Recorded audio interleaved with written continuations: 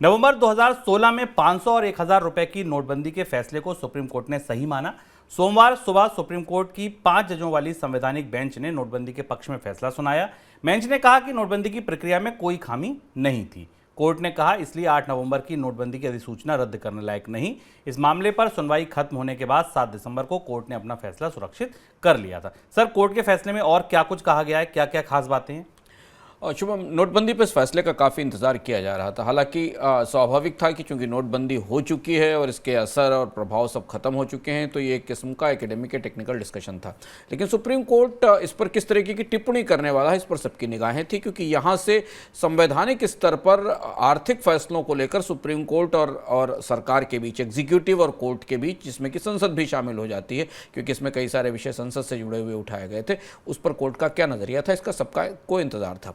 Supreme court ने अधिसूचना को रद्द करने से मना कर दिया। तकनीकी तौर पर रद्द भी होने से कोई फर्क नहीं पड़ने वाला था। सुप्रीम कोर्ट ने इसमें एक महत्वपूर्ण बात यह कही कि इस फैसले में कोई गलती नहीं थी, पर जो एक बड़ा सवाल जिसकी टिप्पणी सुप्रीम कोर्ट से मिलनी थी, उसे सुप्रीम कोर्ट ने इसमें शामिल नहीं किया।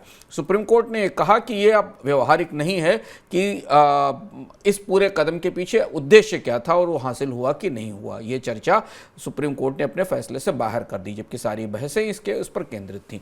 तो इसके बाद ये फैसला तकनीकी तौर पर सरकार के नोटबंदी के फैसले की प्रक्रिया को सही ठहराता है। दूसरी चीज़ इसमें यह कि इस पूरे फैसले में 5 जजों की बेंच थी, जिसमें एक जज ने का डिसेंट नोट या असहमति फैसला आया। उन जज का जो जस्टिस नागरत्ना है, उन्होंने ये कहा कि ये फैसला गलत था और इस फैसले को लेने से पहले संसद की मंजूरी ली जानी चाहिए थी, या कानूनी तौर पर संसद से मंजूरी लेने के बाद ही से लागू किया जाना चाहिए था।